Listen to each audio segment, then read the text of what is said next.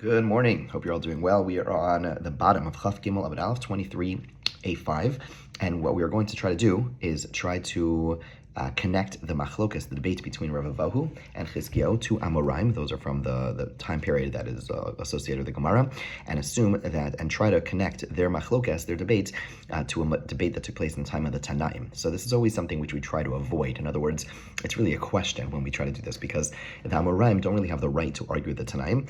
They are in that later generation, just like we don't have the right to argue those in the Gemara. Similarly, those in times of the Gemara didn't have the right to argue those in the Mishnah. So whenever the Gemara tells us Limit Tanai, what it's ultimately doing is asking a question. We're saying, hey, why are you discussing, why are you debating these things? It seems like this debate actually goes back a generation, in which case you'd be arguing at the time, which you don't want to do. And so the Gemara is going to ask the question, ultimately resolve and say that no, there actually is no machlokas time. So let's begin. 23a5. Lima Ketnai. Let's say that this machlokas between Rav Avahu and Chizkiyahu is actually a debate among the time. Ye'aseh lecha malacha. There is a verse, there's a pasuk that speaks about forbidden fats of a nevela. Again, a nevela is the animal that was not slaughtered properly. And okay, one second. Sorry.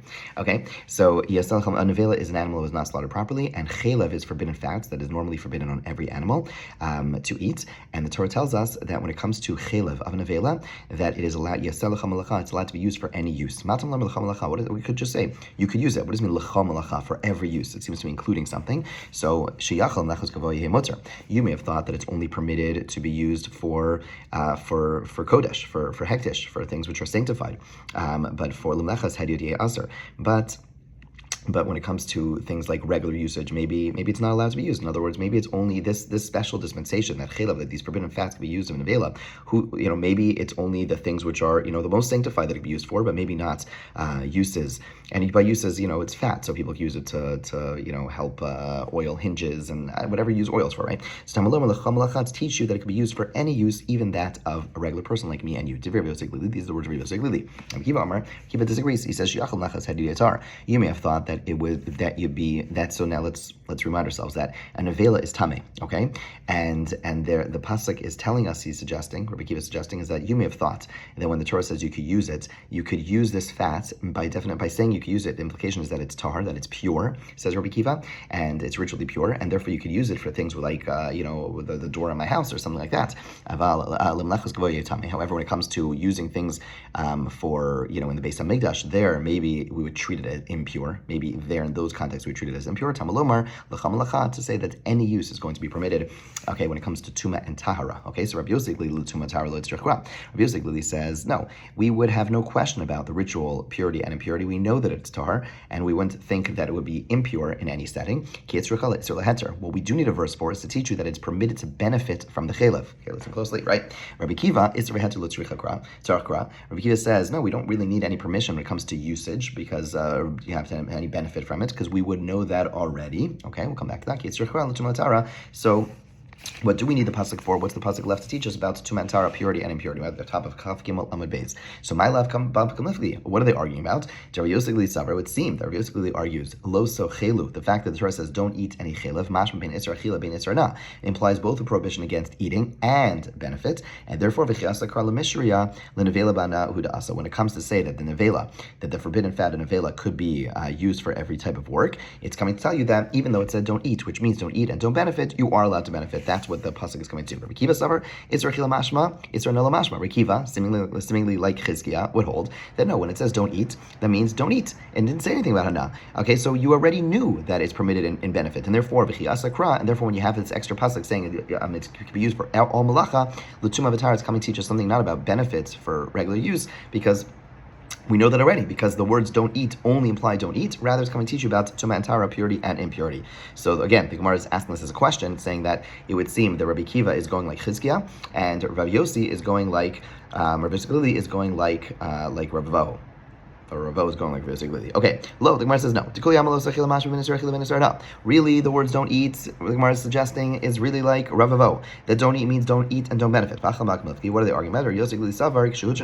When nevela was permitted. In other words, the Torah says you are allowed to benefit from nevela. Chelba v'gida lo hutra. He hutra, chelba v'gida lo hutra. Rabbi Yosef says only the animal was permitted in benefit, but the forbidden fats and the gid hanasha, they were not They were not permitted in benefits. Right? Again, Rabbi Yosef, the pasuk says by nevela. That's what the whole conversation, or one of the early parts of the conversation about this was the nevela. It says you could throw it to the dog, implying you could benefit. So says Rabbi Yosef, when the Torah says you give it to the dog, it was only referring to the flesh and not the gid hanasha and not the fats. And therefore, when the pasuk comes along and tells you something extra, leheter hanahu dasa, it comes to permit benefiting from the chelev. Rabbi Kiva savar kshuta nevela, when nevela was permitted, chelba v'gida nami hutru. Everything in the animals included, both the chelev, not just the flesh, but also the forbidden fats, and also the gid hanasha v'chiyitz. Therefore, again, you already know that it's permitted to benefit from it, and therefore when you have this extra pasuk saying it's permitted, what's that referring to? It's coming to teach you about purity and impurity. Rabbi Yosef Glili, what about Rabbi Yosef Glili? Ashkechan chelav d'shar rachmana bahana elegida nema d'asar. So according to Rabbi Yosef Glili, so what comes out is that chelev, that the permitted chelev, that the Torah is permitting chelev from this pasuk of l'cham l'cha, you could use it, you could benefit from it. But the Torah is, where do we see any permission about gid hanasha? Okay, because all we're seeing now is that the pasuk itself told me that the flesh of the nevela is allowed to be eaten and benefit from. The pasuk by chelev tells me that chelev also is allowed to be benefited from. Okay, and now the question is, what about gid hanasha? Is that going to be aser? So Gemara says, ela gid name it aser. Should we say that gid hanasha is going to be forbidden, since we don't have any pasuk that seems to indicate that it's permitted? So Iba say mahachinam aser. Yeah, according to one possible explanation, we'll say that according to Rabbi Yosef Glili, he would hold that gid hanasha is forbidden to benefit from. Iba say alternatively, he could learn the permissibility through a kal v'chomer. What's the kal v'chomer?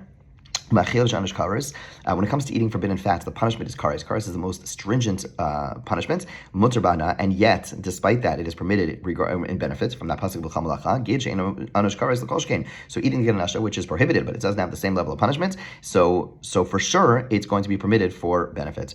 Okay, so fine. Rav Shimon de Aser. We know the Rav Shimon who says that gid hanasha is forbidden to be benefited from. We saw that earlier. We saw that on about 2-3 Amudim ago. So the reason Shimon doesn't make that kal v'chomer, why? 23b2 is because malachil can huter mikol itzalchai. And we know that chelev in some way, granted it has kares, and therefore it's a stringency, but also has a leniency. That when it comes to forbidden fats, they are not forbidden by wild beasts. They're only forbidden by domesticated animals. But they're not forbidden by wild beasts. And tom begid lo huter mikol itzalchaya. Whereas when it comes to gid hanasha is forbidden by all types of animals. So basically says, but we're talking about domesticated animals, and so don't bring me questions and don't bring me proofs from other animals. We're talking about domesticated animals, and therefore the kal v'chomer is a good kal v'chomer. Okay, says the Gemara. Michti. Now, I imagine this question may have been gnawing on you while we learned this. Michti osvinu kol hanikra. We already had all these challenges from all these different psukim, and we explained them all.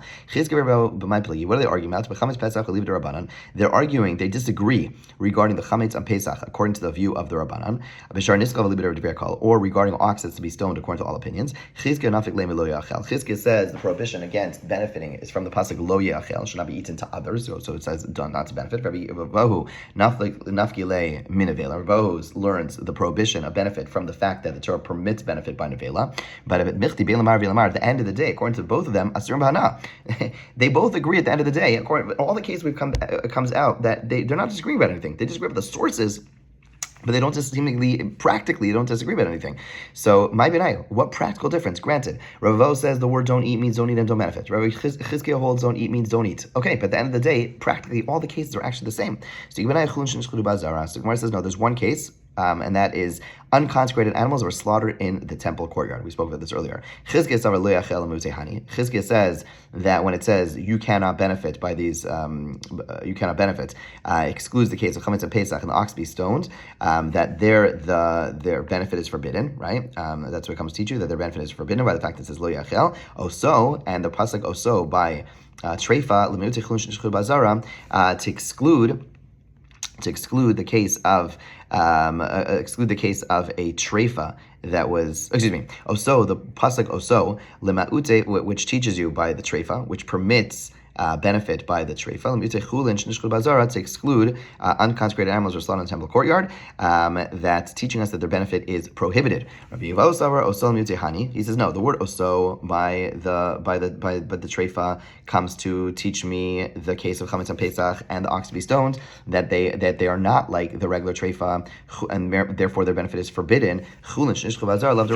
And as we saw earlier, he holds that chulin that are slaughtered in the base of Mikdash, that are in the courtyard, they are not biblical, and therefore we have we don't need the pasuk, we don't have an extra pasuk, and therefore that being the only case. It's a little bit confusing over here is the fact that we always assumed until now that Ravohu, we kept in the past, couple of Amudim, we were talking about Ravohu saying that the reason that other things are forbidden in Hana is from the case of Nevela.